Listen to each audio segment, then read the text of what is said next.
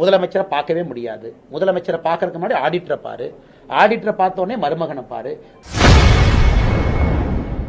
முதல்வர் ஸ்டாலினை பார்க்க வேண்டும் என்றால் முன்னதாக ஆடிட்டரையும் மற்றும் அவரின் மருமகனையும் பார்க்க வேண்டும் என பாஜக மாநில தலைவர் அண்ணாமலை செய்தியாளர் சந்திப்பில் தெரிவித்துள்ளார்.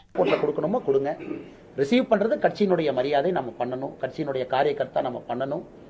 நாளைக்கு தமிழகத்தில் இருந்து மற்ற மாநிலத்திற்கு நம்முடைய தொழிலதிபர்கள் போகாத அளவுக்கு நம்முடைய செயல்பாடு இருக்கணுங்கன்னா முதலமைச்சரை பார்க்கவே முடியாது. முதலமைச்சரை பார்க்கறதுக்கு முன்னாடி ஆடிட்டரை பாரு, ஆடிட்டரை பார்த்தோன்னே மருமகனை பாரு, மருமகனை பார்த்தோன்னே இன்னும் 4 பேர்த்த பாருன்னு சென்னையில் ஈசிஆர் ரோட்ல ஒரு கெஸ்ட் ஹவுஸா கொங்கு பகுதியோ சென்னை பகுதியோ தமிழகத்தினுடைய மற்ற பகுதி தொழிலதிபர்களோ ஒரு ஃபைலை வச்சுட்டு ஈசிஆர்ல கெஸ்ட் ஹவுஸ் சுத்திட்டு இருந்தாங்கன்னா எப்படி அவர்களுக்கு இங்க வேலை நடக்கும்?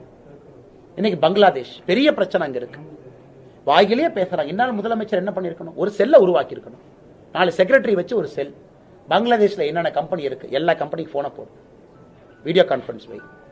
அவன் என்ன டாக்ஸ் எக்ஸெம்ஷன் கொடுக்குறான், அதை விட அதிகமா நான் கொடுக்குறேன். பங்களாதேஷ் உங்களுக்கு தெரியும், உள்ளாடைகள் குறிப்பா அண்டர்வேர்ஸ்ல கொடி கட்டி பறக்கிறான். எல்லாத்தையும் கொண்டு வந்து திருப்பூர்ல இறக்கி இருக்கணுமா இல்லையா? விருதுநகர்ல மத்திய அரசு ஒரு டெக்ஸ்டைல் பார்க் கொடுத்திருக்கிறாங்க. விருதுநகர் பார்க்ல இறக்கி இருக்கணுங்களா இல்லைங்களா?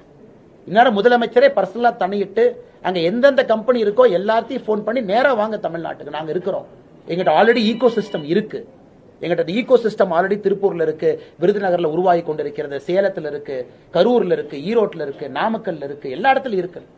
அதையும் முதலமைச்சர் சொல்ல தவறி இருக்கின்றார்.